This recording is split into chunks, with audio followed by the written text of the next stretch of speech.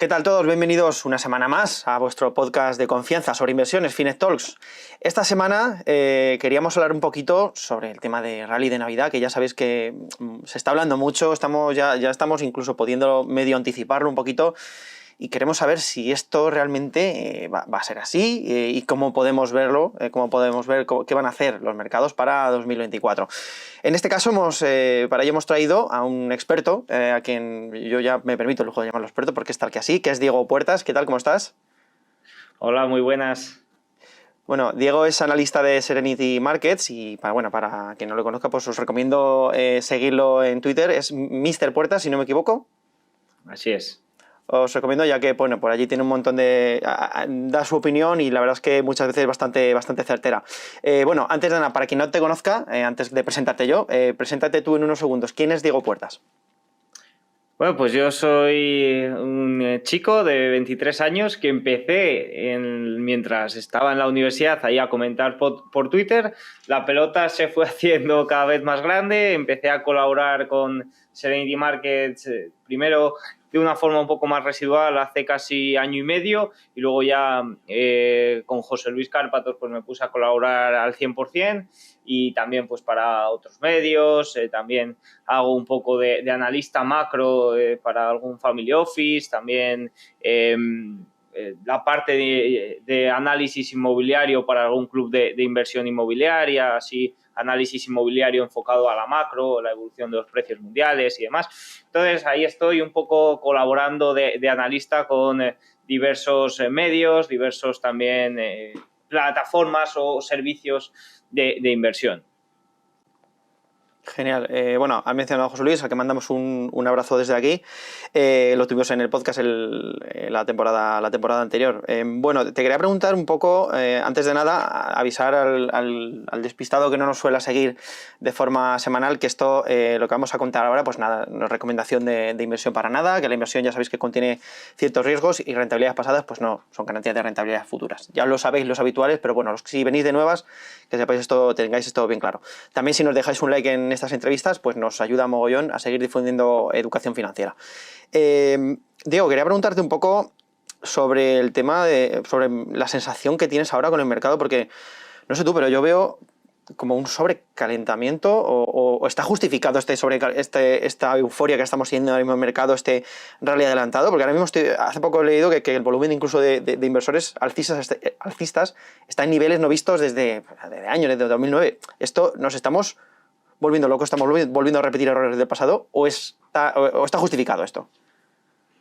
Bueno, yo sobre todo me baso mucho en la macro y también posicionamiento, flujos, analizar un poco qué están haciendo las manos detrás de todos estos movimientos del mercado y al final lo que estamos viendo este año 2023 es un poco engañoso, entre comillas. Estamos viendo cómo el S&P 500 tiene una rentabilidad de un 17% anual, pero en cambio vemos cómo solo 7 son las compañías que justifican este rendimiento al alza. Si cogemos el S&P 493, eliminamos los 7 magníficos de la ecuación, vemos un movimiento muy plano. Entonces, estamos viendo que el mercado está siendo liderado exclusivamente por 7 compañías. La amplitud en estos momentos es muy baja. En estos momentos y prácticamente el movimiento durante todo el año ha estado simplemente en estas 7 compañías, especialmente desde la crisis bancaria regional de marzo. Ese fue un evento bastante importante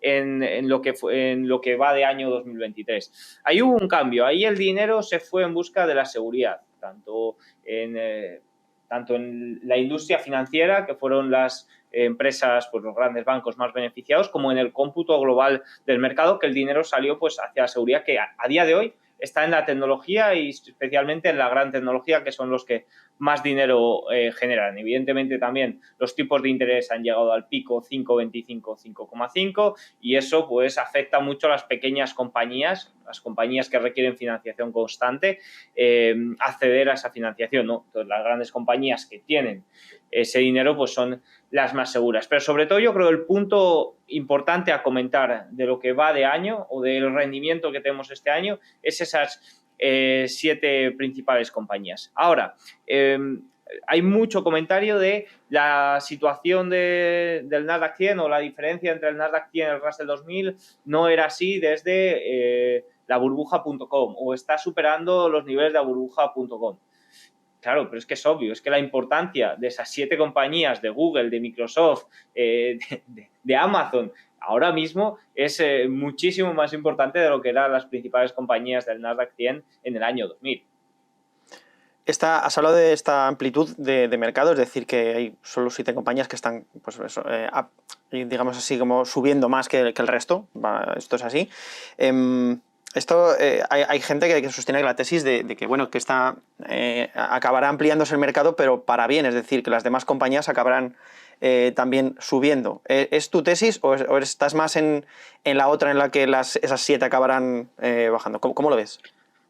Pues de momento, los números, los flujos y el posicionamiento de las últimas 3 semanas, ya si hablamos de cara a final de año, nos está mostrando salidas de valores individuales y entradas en ETFs de alta capitalización.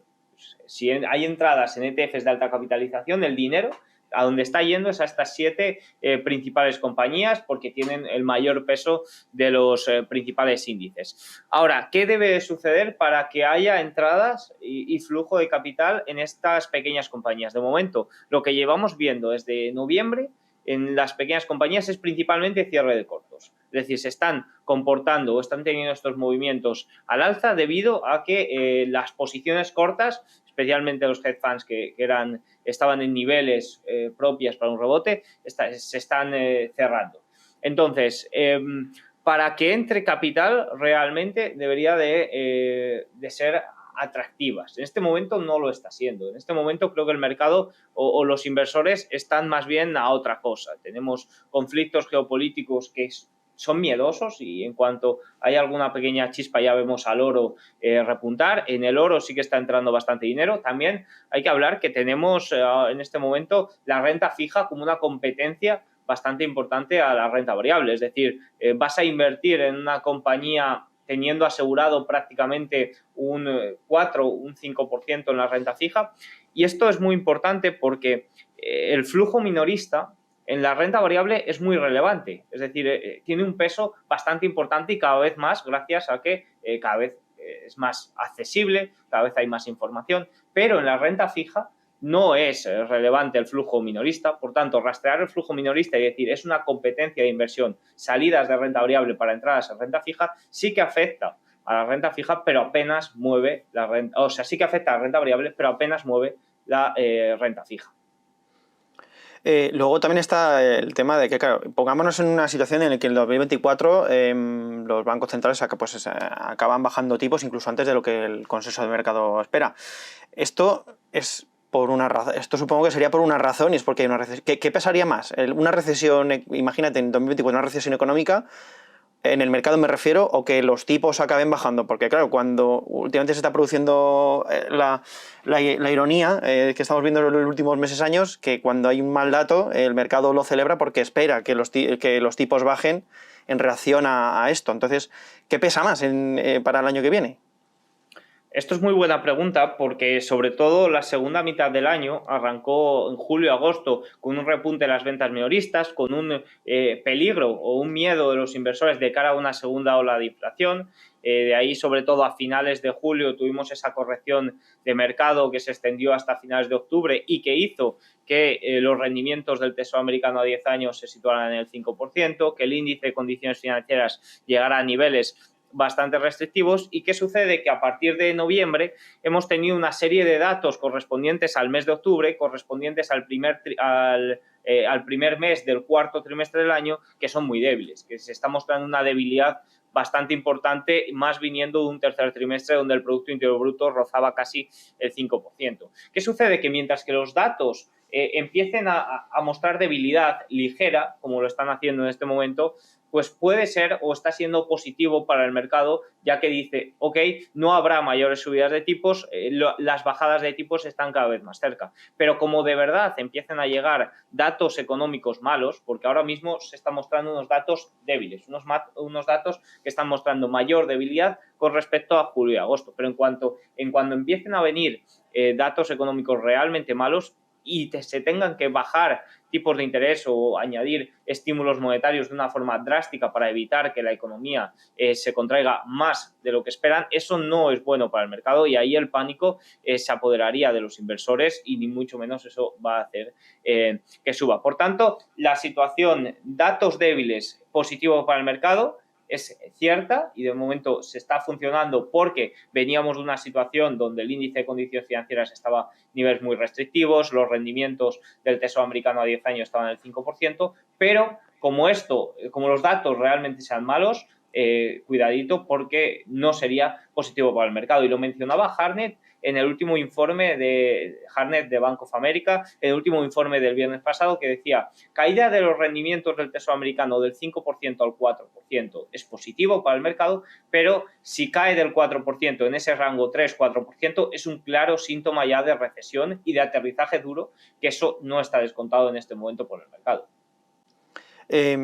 Viendo estos últimos datos que comentas, tú que estás lidiando con los datos macro a diario, estos datos tan débiles, la pregunta para mí que sería, entonces, ¿es inevitable la recesión para 2024 viendo todos estos datos débiles o no? Desde mi punto de vista, a nivel de datos, sí. Ahora entran en juego muchos factores, estímulos, tanto fiscales como monetarios. Hablo, por ejemplo, de la crisis bancaria regional de marzo. Ahí hubo una inyección de liquidez y se abrió una ventanilla de servicio de financiación bancaria de emergencia. ¿Qué hubiera pasado si no se hubiera ayudado a esos bancos regionales? La situación sería muy distinta. También entramos en un año de elecciones occidentales, de un año en el que a priori los conflictos geopolíticos deberían de frenar simplemente por el hecho de que todos los líderes políticos quieren llegar a las elecciones con una cara lo más amable posible, por así decirlo. Y también van a intentar que no se llegue ni con inflación, ni con recesión, ni con debilidad económica. Por tanto, yo creo que la faceta va a estar ahí. Pero los datos, al final, todo lo que llevamos desde el año 2008 con una entrada de estímulos monetarios masivo, especialmente desde la pandemia 2020, no se está corrigiendo. Es decir, estamos un poco surfeando esas olas de riesgo y si no hay una recesión en el corto plazo para 2024,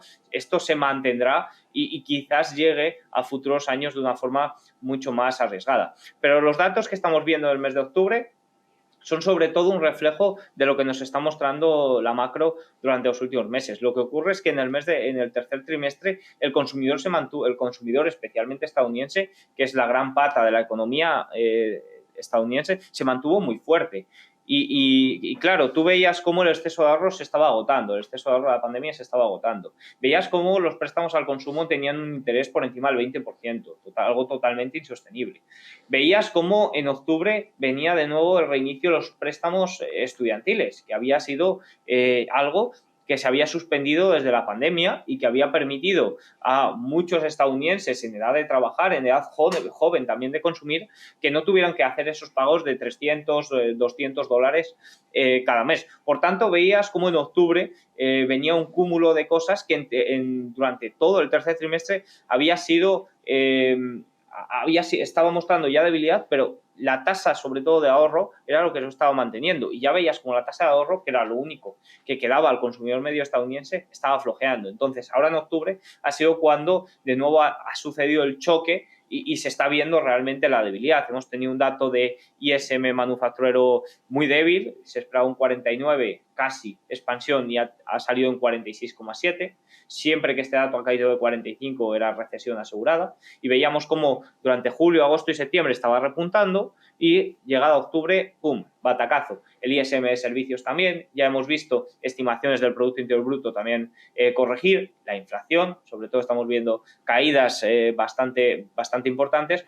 Por tanto, era en octubre y de cara al cuarto trimestre cuando la debilidad parece que empezaba a asomar.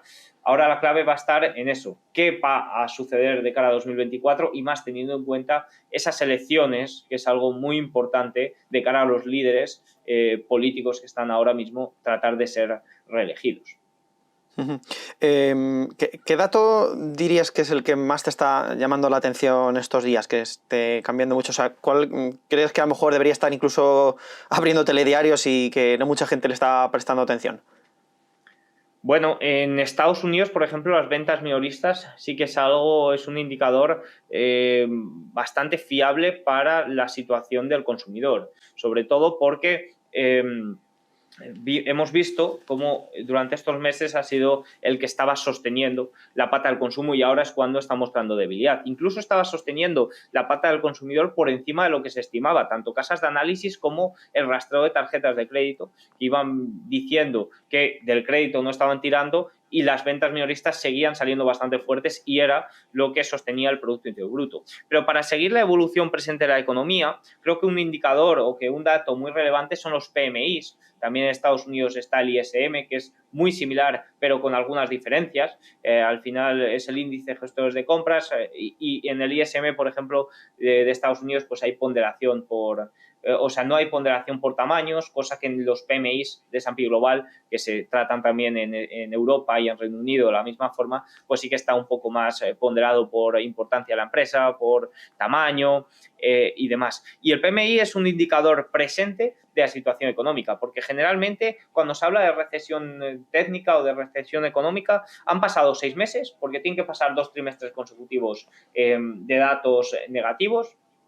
Y claro, el dato tiene 3 revisiones, es decir, pasan 6 meses desde que se ha confirmado o desde que entraste en recesión. Por tanto, cuando se habla de recesión técnica ya no tiene ningún sentido, ya está todo totalmente descontado. Y también eso es recesión técnica, pero luego para la confirmación de la recesión tienen que haber comentarios por parte tienen que ser confirmados y también se tienen en cuenta pues el empleo y otros tipos de indicadores. Por tanto, va a haber recesión o nos van a decir si hay recesión si ellos quieren.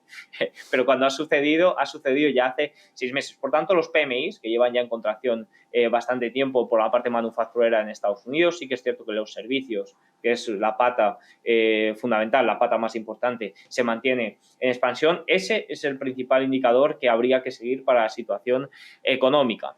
Porque luego también el empleo, perdona que me estoy enrollando aquí. No, está bien. O sea, está bien siempre aprender un poco, saber qué datos tenemos que prestar atención.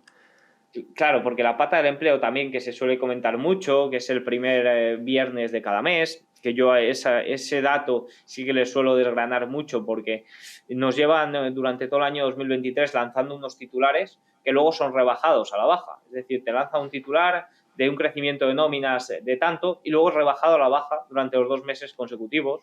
En algunas ocasiones de una forma bastante drástica. Recuerdo el dato de junio, que el crecimiento de las nóminas superaba los 200.000 y la revisión conocida en septiembre de este mismo dato se quedaba apenas por encima de los 100.000, que ya es un dato de crecimiento de empleo que dices, cuidadito, que no estás creciendo el empleo para la población necesaria. Y luego también hay que tener en cuenta cómo crecen esas nóminas. Porque claro, el dato más importante son las nóminas y dices, has creado tantos empleos, pero ¿qué calidad tiene ese empleo? Porque, por ejemplo, en Estados Unidos estamos viendo cómo el número de empleados a tiempo parcial está en máximos, incluso de antes de la pandemia. Por tanto, esta tendencia está yendo al alza de una forma bastante empinada desde el año 2021 y eso nos está indicando que la calidad de esas nóminas es nula, que se necesitan se necesitan 2 o más empleos para tratar de aguantar el consumidor estadounidense este ritmo de vida. Por tanto, estos 3 cosillas de datos que he dicho me parecen muy relevantes, sobre todo porque la pata importante es el consumidor en este momento. Bueno, ahora estaba pensando, o sea, conforme te estaba escuchando, me encanta seguir un poco este tema también de datos macro y demás. Además, aquí en Finet también lo hacemos bastante. Lo único, voy a intentar hacer un poco de defensor del oyente y decir, oye, yo y a mí esto que estoy invirtiendo, ¿a mí qué? O sea, realmente que esto suba, que esto baje, realmente, o sea, debería alguien que entra a invertir a largo plazo, esto. ¿Debo prestar atención a todos estos datos o simplemente tener un ojo por si acaso? ¿O cómo lo podría afrontar este espectador? Bueno, hombre, estar tan dentro como yo no tiene ningún sentido. Yo porque al final me dedico a ello y mi forma de invertir también está muy ligada al sentimiento macro y sobre todo y a corto plazo a los posicionamientos y demás que he comentado antes, pues dónde está entrando el dinero, cómo está el posicionamiento de los niveles CTA, niveles importantes, por ejemplo, de cara a este rally de fin de año, pues ahora ya el posicionamiento de todos estos indicadores es muy neutral, pero hace 2 semanas, a primeros de noviembre, era una semana donde estamos viendo cierres de cortos masivos, estábamos viendo que el nivel de recompras iba a incrementarse muchísimo, estábamos viendo cómo los CTA, que son estos fondos cuantitativos, estaban preparando en esos niveles unas compras masivas como nunca antes visto. Todo eso a nivel del corto plazo, si sabes rastrearlo, si sabes funcionar con ello, es muy relevante. Ahora, la situación macroeconómica debe de servir para dar una situación,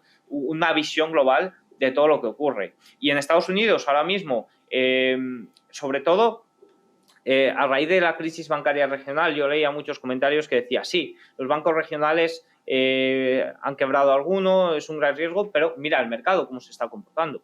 Claro, pero es que ahí hubo un hecho muy importante a nivel macro y es ese servicio de financiación bancaria de emergencia, esa ventanilla que se abrió para evitar que los bancos regionales sufrieran. Es decir, la macro te puede estar indicando que todo va mal o que hay una debilidad bastante grande o que haya un agujero a nivel de crédito en la banca regional muy importante, que por cierto no se ha cerrado, pero siempre y cuando estén añadiendo estímulos para tratar de poner el parche y de que no vaya más, pues no va a suceder nada. Eso también es la macro, el ver la solución que están poniendo a ese problema y que eso no es un gran riesgo. Pero a nivel de macro siempre comento o pongo el ejemplo de China.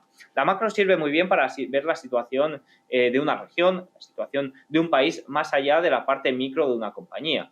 Alibaba puede estar haciéndolo muy bien, JD puede estar haciéndolo muy bien a nivel de compañía, a nivel de micro, pero el riesgo geopolítico, el riesgo de guerra comercial entre China y Estados Unidos, cómo evoluciona la parte, por ejemplo, de envío de semiconductores, por ejemplo, lo que ha pasado ahora con Alibaba, que no se ha echado para atrás a sacar a cotizar su parte cloud, todo eso teniendo una visión macro, no estarías en Alibaba simplemente por el riesgo geopolítico que contrae y a nivel de posicionamiento y flujos también por las ventas masivas que se estaban viendo en este tipo de compañías desde hace años y ya no solo la salida, sino la escasa entrada de capital que se está viendo desde el año 2021. Por tanto, este tipo de seguimiento sí que es bastante relevante a nivel de visión global, por así decirlo. Por ejemplo, como ya te digo, el caso de China y los bancos regionales son buenos ejemplos, tanto uno como positivo, como seguridad de que está la Reserva Federal detrás, como otro a nivel de riesgos y a nivel de riesgos a la hora de buscar, de indagar en la parte micro. Por tanto, a la hora de hacer un análisis, el empezar desde la parte macro y luego ir concentrando a la parte micro de la compañía o análisis técnico o el tipo de análisis que tenga tu inversión, te da la visión global de saber, ok, así está el tema. Y también para sectores. Evidentemente hay sectores que se comportan mejor y peor en función de la situación del ciclo en la que nos encontramos. Evidentemente, pequeñas compañías, siempre hay alguna micro que puede destacar, pero en el cómputo global de pequeñas compañías, pues quizás en una situación de endurecimiento del crédito va a ser más complicado ya que requieren financiación constante y las grandes compañías, las compañías con gran flujo de caja que no necesitan financiación constante se pueden ver beneficiadas, incluso en situaciones de subidas de tipos tan drásticas como la que estamos viendo, se ve como algunas compañías con tanta financiación se están viendo beneficiadas, incluso simplemente con poner sus inversiones en fondos monetarios o en renta fija a corto plazo, le sacan partido a esa financiación que tienen desde el año 2021 a tipos muy bajos. Por tanto, viene muy bien para esa visión global de la situación antes de indagar en la parte micro. ¿Qué tipo de región o incluso sector dirías que para 2024, o sea, según tu visión, evidentemente, qué tipo de región podrías decir, pues bueno, esta quizás para 2024 vaya mejor, y qué tipo de región o sector evitarías? Mira, yo sobre todo me centro a nivel de región, siempre me centro en Estados Unidos. Sí que es cierto que hay distintas compañías y compañías de diferentes regiones en el mercado de Wall Street, pero al final es el mercado más importante y es donde pongo mi foco. Que haya una recesión en Estados Unidos no significa que todas las compañías caigan. Al final siempre hay sectores que se pueden beneficiar sobre todo el real estate, por ejemplo, está muy afectado y cuando haya confirmaciones de recesión quizás sea uno de los primeros en repuntar, al igual que pequeñas compañías y demás. Pero a la hora de regiones sí que es cierto que estoy siguiendo muy de cerca la situación china. En China, en julio y agosto hubo unas ventas masivas, prácticamente hablaríamos de capitulación. Están tratando de estimular la economía de una forma bastante fuerte, sobre todo en los últimos meses. Quieren lograr los objetivos de crecimiento de una forma sí o sí, o sea, lo quieren lograr independientemente de que se lleven el déficit por delante. Y la situación china no es una situación de recesión, evidentemente están creciendo un 5%, su Producto Interior Bruto está creciendo al 5%, o sea, no se puede hablar de recesión. Se puede hablar de recesión en la parte inmobiliaria, que pesa un 25% del Producto Interior Bruto. Y sobre todo ahí es donde quieren poner los estímulos. Por tanto, si juntamos salidas masivas, prácticamente capitulación durante el año 2023, sobre todo julio y agosto, si juntamos que en este momento apenas hay entradas de capital, si sumamos que puede haber a corto plazo entradas mínimas, aunque sea simplemente porque ahora mismo apenas hay, y si sumamos este tipo de estímulos que puedan dar lugar a un repunte económico más una posible caída, una corrección en Estados Unidos, puede que China tenga un primer impulso de nuevo al alza. Por tanto, estoy poniendo el ojo en China y también estoy poniendo el ojo, ya no esto es región, me perdonarás, pero la parte de los bonos también, con todo lo que venimos teniendo durante los últimos años, ya durante este año 2023 tocando el 5%, ETFs como por ejemplo el TLT en Estados Unidos, que se contrata en Europa con el ticker DTLE, que al final es la renta fija a 20 años estadounidense. Ese tipo de activos sí que me parecen muy interesantes de cara a 2024. Ojo, no de cara a lograr rentabilidades o a la hora de lograr, de esperar que los tipos caigan de nuevo a la zona 0% y que vuelva a niveles previos a la pandemia. Quizás los tipos se tengan que quedar en un nivel algo superior, no sabemos tampoco cómo será el desenlace de la economía y qué nos deparará, pero la situación de rendimientos tan elevados, de tipos tan bajos, sí que puede dar lugar a, oye, por lo menos unas bajadas de tipos para el año 2023 pueden beneficiar a este tipo de activos. ¿Tú te crees el higher for longer de los bancos centrales? ¿Cuál? ¿Te crees los tipos más altos por más tiempo, este higher for longer vale. están comentando?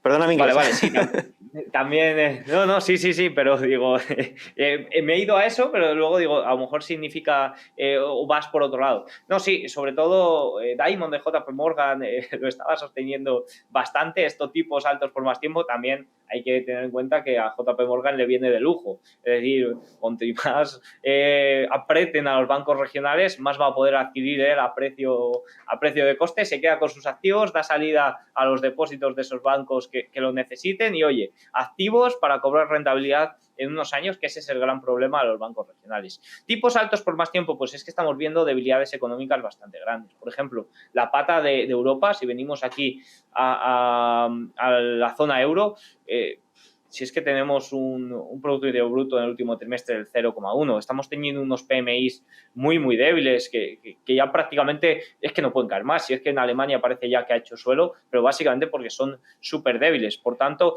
van a seguir apretando ahí el Banco Central Europeo.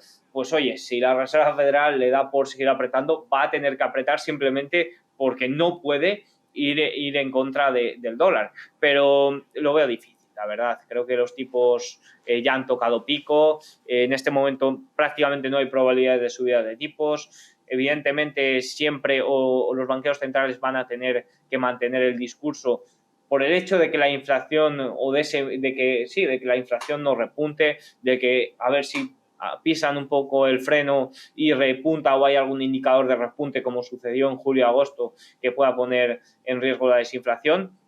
Desde mi punto de vista, los tipos ya no tienen margen para más. Que se mantengan altos o que se mantengan en este nivel quizás más allá de marzo, que es cuando se cumplen esos 8 meses de media desde la última subida de tipos para la caída. Pues oye, si la economía sigue manteniendo el ritmo, si el consumidor realmente estadounidense y hablo de Estados Unidos porque lo que ocurra en Estados Unidos va a ocurrir en la zona euro, si el consumidor estadounidense se mantiene, pues quizás les da margen a mantener en una o dos reuniones más.